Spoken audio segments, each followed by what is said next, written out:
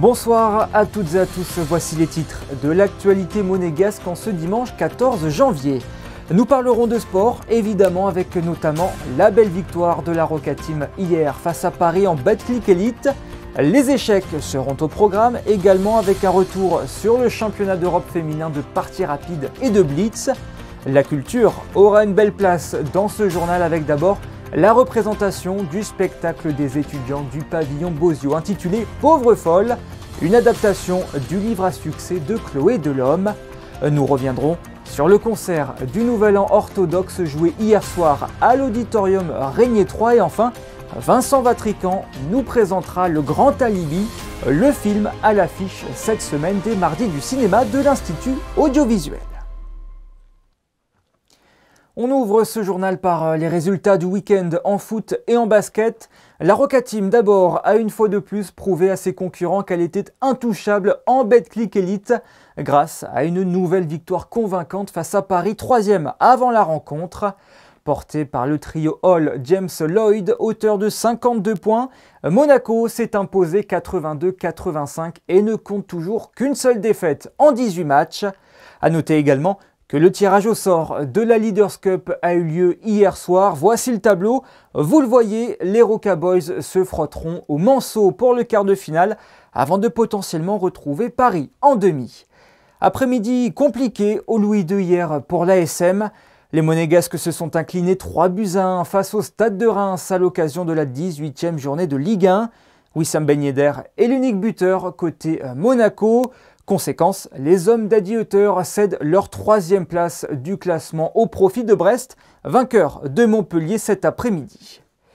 Parlons échecs. À présent, ce week-end à Monaco était le théâtre du championnat d'Europe féminin de blitz et de partie rapide. Justin Hadel et Julien Laugier ont assisté à la dernière journée de ce tournoi prestigieux. Des amatrices aux grands maîtres internationaux, toutes tentent de remporter leur partie. Non, elles ne jouent pas aux échecs de manière classique. Au programme de la journée, des parties rapides.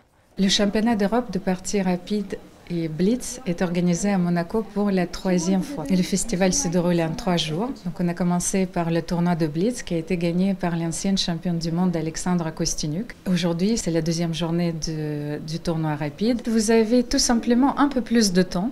Bon, c'est toujours pas les parties classiques où vous avez parfois 5, 6, 7 heures, mais en partie rapide, vous avez 15 minutes et quand même quelques secondes qui vous sont rajoutées après chaque coup complété pour que vous puissiez ne pas perdre la partie au temps. En blitz, vous avez très peu de temps pour prendre vos décisions et parfois, pendant les commentaires, on constate qu'il y a une myriade d'erreurs, même si ce sont les champions du monde d'en face. Pour les grands maîtres internationaux, la compétition est importante.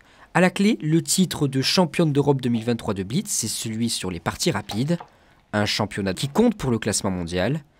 Hier, Alexandra Kosteniuk, grand maître international, championne du monde d'échecs féminin en 2021, a remporté le titre de championne d'Europe de Blitz 2023. Le championnat d'Europe, c'est un tournoi très important et moi, j'ai toujours aimé jouer au Blitz et rapide parce que c'est pas des parties classiques, c'est plus vite, ça va plus vite et en ce moment de ma carrière, c'est plus facile de jouer avec cette cadence. Parmi les invités, l'une d'entre elles attire plus particulièrement l'attention. Nona Kapindashvili est devenue la première femme du monde à devenir grand maître international. Elle est surtout championne du monde de 1962 à 1975. D'ailleurs, elle est même évoquée dans la série Netflix à succès, Le Jeu de la Dame. Cette édition aura rassemblé en tout 124 joueuses représentant 26 fédérations, dont 16 féminines du cercle d'échecs de Monte-Carlo. Ouvrons notre page culture à présent. La crise du Covid-19 avait fait très mal au secteur du cinéma. Depuis, année après année, la fréquentation des salles obscures en France tend à retrouver sa forme d'antan. En témoignent les 181 millions d'entrées enregistrées en 2023, soit une hausse de 19% par rapport à 2022. Pour en parler, Christophe Paco a pu rencontrer Marc-Olivier Sebag, le délégué général de la Fédération nationale des cinémas français. Marc-Olivier Sebag, bonsoir à vous. Bonsoir. C'est l'heure des bilans, cette première semaine de l'année 2024. On s'aperçoit qu'en 2023, le cinéma qu'on annonçait moribond, eh bien, depuis la Covid, repart avec intérêt, avec des grands films, et pas que des films américains, même des films français. Ça, c'est vraiment un bon signe depuis la Covid. Oui, c'est un très bon signe. Et le meilleur signe, c'est que ces films, ils concernent tous les spectateurs, ils intéressent tous les spectateurs. Vous avez des films très grand public, des films arts et essais, des films américains, des films français. Et tous ces films-là ont réalisé beaucoup plus d'entrées en 2023 qu'en 2022. Ils ont réalisé 181 millions d'entrées. Ça, c'est pratiquement 20% de plus que l'année dernière. Ça veut dire que avant la Covid, c'était quoi? C'était plus de 200 millions, à peu près? Oui, sur les années 2010, on était en moyenne autour de 200 millions. Et on est en 2020, pour exemple, on est tombé à 95 millions, 2021, 120, 152, 180. Donc, vous voyez, la reprise, non, je voulais vous parler de la dynamique. La dynamique, elle est vraiment vers la reprise. Et là, on est à 10% près aux chiffres pré-Covid et on en est très content. Donc les gens retournent dans les salles obscures, pas pour voir que des films américains. Alors oui, les blockbusters, ça marche toujours. Oui, un Barbie a cartonné comme un Super Mario, mais il y a des films français, vous l'avez dit, même une Palme d'Or réussit à briller.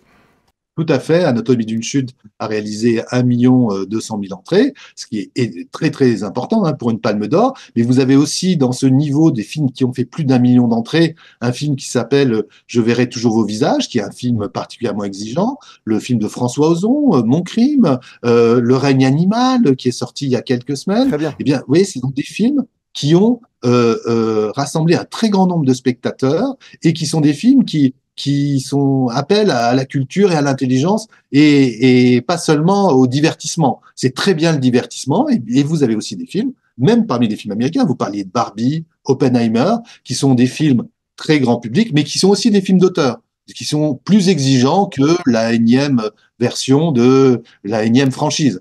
Donc, on voit bien que l'intérêt pour le cinéma, l'intérêt pour l'expérience cinéma, l'envie d'aller au cinéma, l'envie d'aller voir des films sur un grand écran tous ensemble, eh bien, il est vraiment revenu chez tous les spectateurs. C'est le cas en France, mais c'est aussi le cas à l'étranger. Le divertissement est toujours en haut, on le voit bien, parce que les grandes productions, même françaises, hein, les Astérix, Obélix, en ce moment, c'est vrai qu'il y a aussi nos petits D'Artagnan qui sont là, avec Milady et autres, qui sont là, nos trois mousquetaires qui sont en bonne place. Hein.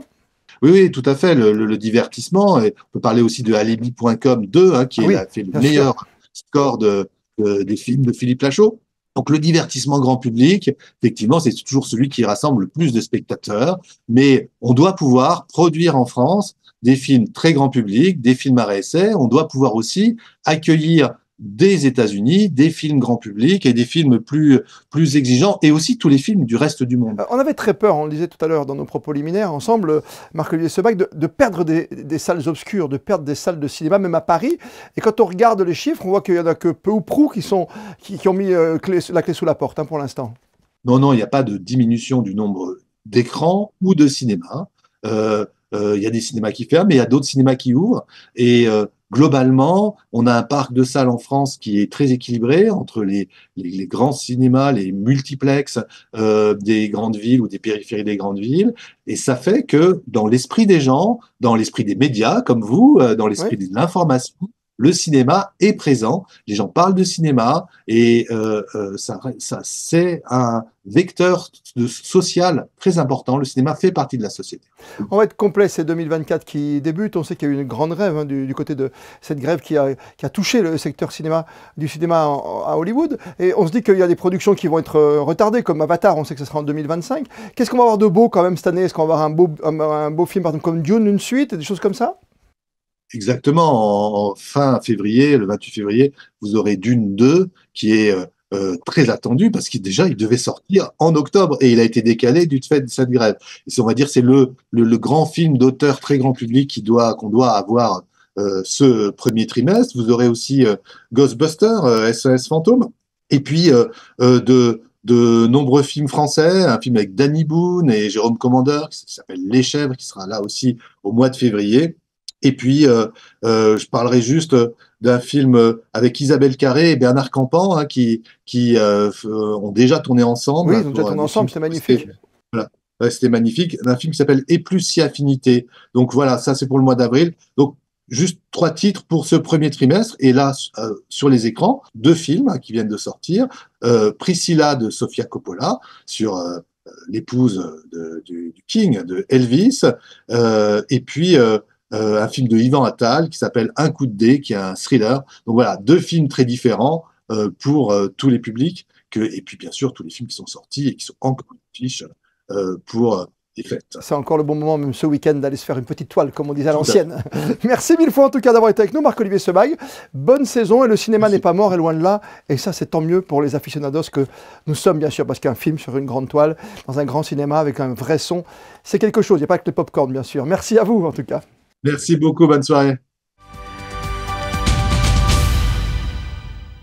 Direction l'espace Léo Ferré à présent pour y découvrir une représentation créée de toutes pièces par des étudiants de 3e année du pavillon Bozio. Il s'agit d'une adaptation du célèbre roman Pauvre folle de Chloé Delhomme. Regardez le reportage de Vanessa Dessy sur des images de Jean-Alexandre Dordet. À mi-chemin entre représentation et exposition, les étudiants du pavillon Bozio ont été invités à s'approprier un texte afin de l'articuler dans un espace théâtral. Les 3e années ont choisi le roman de Chloé Delhomme, Pauvre folle. Très vite, on a vidé notre sac. Certaines étaient en cours de procès contre le mec qui les a violées. En réécrivant certaines parties et une voix off de l'autrice, les élèves ont su mettre en avant les notions qui leur faisaient écho, comme la violence, la maladie mentale ou encore les difficultés relationnelles. On a choisi le dernier roman de Chloé Delhomme, qui a été excessivement remarqué à la rentrée littéraire, qui est une œuvre qui est l'aboutissement de son travail depuis de nombreux romans. Et on y trouve à la fois son personnage Clotilde récurrent et à la fois son histoire, et une adresse à la génération des jeunes femmes contemporaines qu'elle appelle la Violette, que nos étudiants ont incarné avec beaucoup de sincérité et de force. Chloé Delhomme renoue avec humour et autodérision une forte dimension autobiographique. Pauvre folle est un roman imprégné d'une introspection bondissante et tragicomique. Il n'y a pas vraiment de message, c'est un livre sur une relation toxique et qui parle aussi de beaucoup de questions féministes contemporaines, sur le rapport de l'amour hétérosexuel, les difficultés relationnelles, et aussi je reparle de mon parcours. Donc moi je suis une enfant de féminicide, donc ça touche aussi des problématiques un peu lourdes, on va dire. L'autrice a pu échanger avec le public à la fin de la représentation. À l'auditorium Régnier 3 s'est tenu hier un concert à l'occasion du Nouvel An orthodoxe. Le groupe Macedonissimo a offert au public une transcription de musique traditionnelle macédonienne. José Sacré et Alban Gingembre y étaient.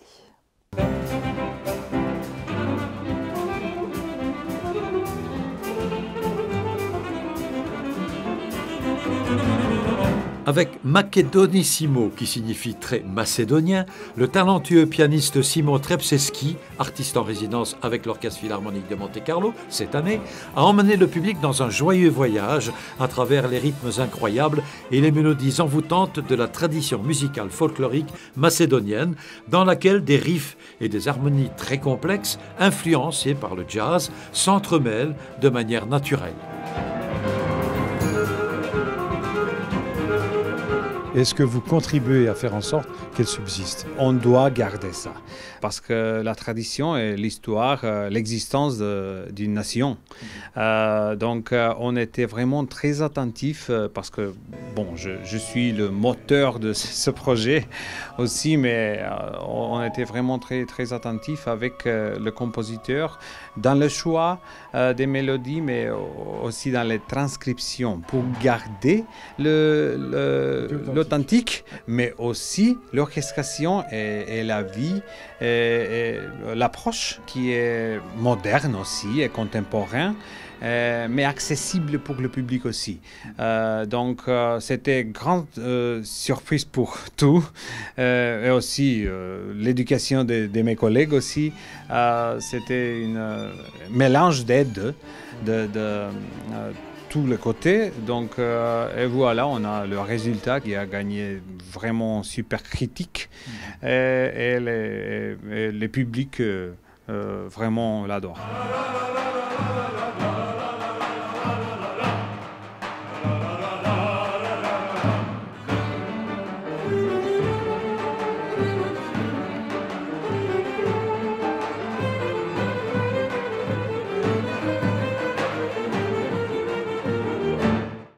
Dans le cadre des Mardis du cinéma, l'Institut audiovisuel projette cette semaine le film de Pascal Bonitzer, Le Grand Alibi, un film policier basé sur un roman d'Agatha Christie avec à l'affiche notamment Pierre Arditi et Lambert Wilson. Présentation de ce long métrage par Fabien Bonilla et Vincent Vatrican. Vincent Vatrican, bonsoir. Bonsoir Fabien. Le Grand Alibi, voici le film dont on va parler ce soir, un film de 2008. Qu'avez-vous envie de dire sur ce film ? Dire un mot du titre. Ouais. Le Grand Alibi, évidemment, pour le cinéphile, ça fait penser à un film d'Hitchcock. Pas forcément son meilleur. Mais ça dit mais ça n'est pas Hitchcock. Ben, ce n'est pas Hitchcock, même si le cinéaste Pascal Bonitzer est un fondu d'Hitchcock. Et je crois que ça se sent aussi dans son interprétation du roman d'Agatha Christie. Le Vallon. Le Vallon, bon, passablement revu et corrigé, puisque Hercule Poirot n'y est pas. Et que, justement, l'ombre d'Hitchcock plane sur ce film avec voilà, des choses trappes, des allusions parfois déguisées, parfois textuelles au cinéma d'Hitchcock. C'est ce qui rend d'ailleurs le film assez plaisant. En deux mots, quelle est l'histoire ? Alors, le début de l'histoire, on ne va pas raconter la fin. C'est compliqué à raconter parce qu'on dirait aujourd'hui c'est un film choral avec beaucoup de personnages dont on ne comprend les relations qu'au fur et à mesure de l'histoire et à partir du premier meurtre et la tentative de solutionner l'intrigue. Donc toute une famille réunie dans une très belle propriété. Avec des personnages agaçants. Avec des personnages agaçants, séduisants, dont on comprend très vite que chacun a un secret, a sans doute eu une relation avec un tel ou une telle, mais tout ça, on le découvre au fur et à mesure. Alors c'est un film policier basé, vous l'avez dit, sur un roman d'Agatha Christie, et il est projeté dans le cadre de l'écrit à l'écran en partenariat avec l'Alliance française de Monaco. Oui, c'est un nouveau label, enfin nouveau qu'on développe depuis 3 ans maintenant. Donc on essaye de trouver un film adapté, enfin un roman adapté au cinéma. Et pourquoi ce film-là pour aller dans cette thématique de l'écrit à l'écran ? Alors parce qu'on a la possibilité, il sera là, de faire venir le cinéaste qui s'appelle Pascal Bonitzer, qui parle très bien de cinéma. C'est un ancien critique des cahiers du cinéma. Il est rentré en 69. Il a écrit jusque dans les années 80 quelques-uns des textes vraiment fondateurs. C'est un film dont le dénouement crée la surprise ou c'est devinable ? Non, on peut pas le deviner. Et qui est l'assassin ? Il faut bien essayer, Fabien. Il faut essayer. Je savais que j'aurais pas eu la réponse, de toute façon. Non, c'est ça, et c'est ça qui est bien, c'est que jusqu'au bout, le film joue la surprise. Allons voir donc Le Grand Alibi. Merci Vincent. Merci Fabien. L'homme ne grandit pas, ne porte pas d'enfant, il joue avec des armes. C'est trop de la balle. C'est le cas de le dire. Il y avait un peu d'amélioration dans le ciel aujourd'hui. Est-ce que cela va durer ? Voyons tout de suite les prévisions météo avec vous, Justin Adel. Effectivement Yannick, après plusieurs jours relativement nuageux, le soleil devrait s'installer durablement toute la journée de demain. 8 heures, c'est la durée d'ensoleillement qui vous attend. À titre de comparaison, aujourd'hui, il n'y en avait que 2. Mais attention, ça ne va pas durer, la pluie pourrait revenir en milieu de semaine. Niveau température, ça varie légèrement, 12 à 7 degrés, un ressenti pouvant descendre jusqu'à 4 aux alentours de 6 heures du matin. La mer, elle, ne bouge pas, avec une température approchant approximativement les 14 degrés. Le soleil se lèvera à 7h59 et vous pourrez admirer le coucher de soleil à 17h19. Demain, nous fêtons les Rémis. Ce journal arrive à son terme. Merci à vous de l'avoir suivi. Dès demain, vous retrouverez Émilie Rousseau à la présentation de votre 19h. Je vous laisse avec la séquence rétrospective, l'occasion de revoir ce qu'il s'était passé à cette même période les années précédentes en principauté. Passez une excellente soirée, à bientôt.